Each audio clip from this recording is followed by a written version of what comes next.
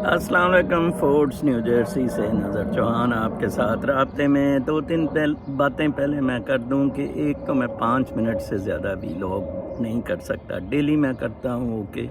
دوسرا میں macro level پہ کچھ انالیسس کرتا ہوں، ایک اپنے قدرتی اسپرچول ڈومین کے اعتبار سے. ایک کامنٹ آیا تھا کہ یہ پریزیڈنشل سسٹم اور پارلیمنٹری سسٹم کا، تو میں بتاتا چلوں ایک ہی سمپل ڈفرینس ہے کہ ایگزیکٹو جو ہے اس کو ہیڈ پریزیڈنٹ کرتا ہے.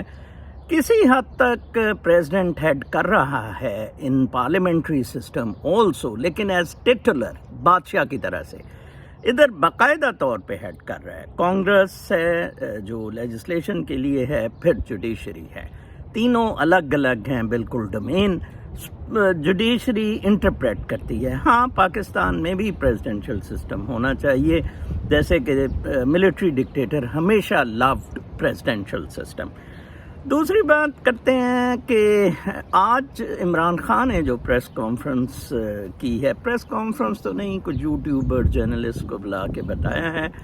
دیکھیں، جنرل باجوہ اور عمر عطا بندیال ان کی اسٹیبلشمنٹ کہلاتے ہیں. یہ ان کی اس بلبوتے پہ فرعونیت ختم نہیں ہو رہی ہے. کل آپ جنرل باجوہ کی باتیں جو لیک آؤٹ ہوئی ہیں ریٹائرڈ ان سے، آپ سنیں کیا کہہ رہے ہیں. جیسے اس کے پاس ساری پاور ہے، خود بیٹے کا 12 ارب کا پلازا ہے اور توشے خانے پہ انگل بازی کر رہا ہے. ٹھیک ہے نا جی. جنرل کیانی کے 2 جزیرے لے لیے، اور ان کو دیکھیں آپ یہ کتنے بڑے فرعون اور بدماش ہیں. کہہ رہے ہیں کہ وہ جی عمران خان کی گڈ گورننس نہیں تھی، ہم لیجسلیشن میں چلا رہے تھے ان کو. ہو آر یو کہ آپ لیجسلیشن میں ان کو چلا رہے تھے؟ ٹھیک ہے جی. اتنے بڑے یہ گند کے ڈھیر ہیں.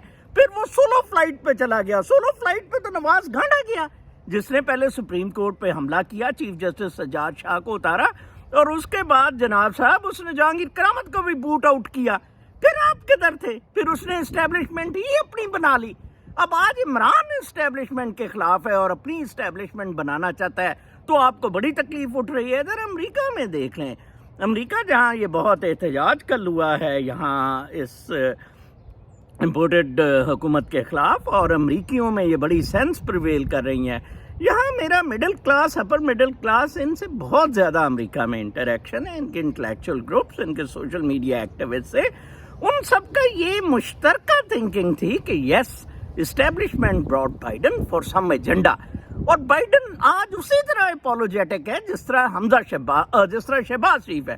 اب آپ دیکھیں کہ ہائی کورٹ جس نے 50 روپے پہ اس کو گارنٹر کے طور پہ اور اس نے بھیجا تھا، وہ کوئی جرت نہیں کر رہا بلانے کی کہ وہ کیوں نہیں واپس آیا.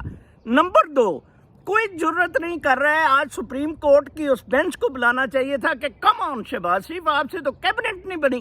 یہ پاکستان کے حق میں نہیں ہے. میں ہمیشہ کہتا ہوں پاکستانی اسٹیبلشمنٹ اگینسٹ پاکستان ہے، امریکی اسٹیبلشمنٹ اگینسٹ نہیں ہے.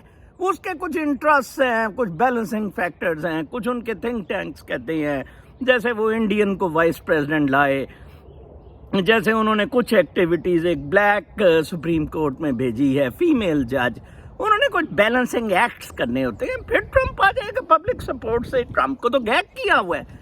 عمران خان کا بھی ان کا یہی پروگرام تھا کہ گیگ کیا جائے، لیکن انفارچونیٹلی پاکستان میں آبادی زیادہ ہے. آج دیکھیں عمر عطا بندیال چیف جسٹس کہہ رہے ہیں جی کہ 10-15 ہزار آدمی تنقید نہیں کر سکتے. 10-15 ہزار آدمی، لک ایٹ ہم. اس کا بھائی فاروق بندیال شبنم ڈکیتی کیس میں انوالوڈ، ریپ میں انوالوڈ شبنم کے، اور جناب صاحب اس کا باپ، کیونکہ ان کا ایف ایس کے بندیال انٹیریئر سیکٹری وہ ریٹائر ہوا ہے، اس نے چھڑایا. یہ اسٹیبلشمنٹ سے تو چھٹے ہوئے بندے ہیں. یہ بندے تو لو بارس بیہائنڈ بارس ہونے چاہیے. آج اطہر من اللہ کو دیکھے، اس نے اس شہری کو 5,000 جرمانہ دے دیا ڈپلومیٹک پاس. او بھئی آپ کیسے اسے ڈپلومیٹک پاسپورٹ؟ کیونکہ اطہر من اللہ کے پاس خود ڈپلومیٹک پاسپورٹ ہے. عوام کو جو عمران خان شعور دے رہا ہے، عوام کو جو آگہی کا پیغام دے رہا ہے، اور ایک قومیت چاروں صوبوں میں، دیکھیں کل وہ مولانا ہار گیا، ادروائز یہ مولانا جیتتے تھے. ہنگو میں وہ کل ہار گیا. اب مینگل کو بھی آج تکلیف اٹھی ہے، انہوں نے بلوچستان میں بھی مار کھا لینی ہے. تو فرسٹ ٹائم اینٹی اسٹیبلشمنٹ ایک نیریٹو عمران خان نے قومیت کے لیول پہ بلڈ کیا ہے، آزادانہ فورن پالیسی پہ، اور وہ اس میں جیتتا دکھائی دے رہا ہے۔ اور اب میرے خیال میں الیکشن ایک فارمیلٹی ہے، اگلا وزیر اعظم عمران خان ہی ہوگا۔ اپنا بہت خیال رکھیں، اللہ نے کے بعد۔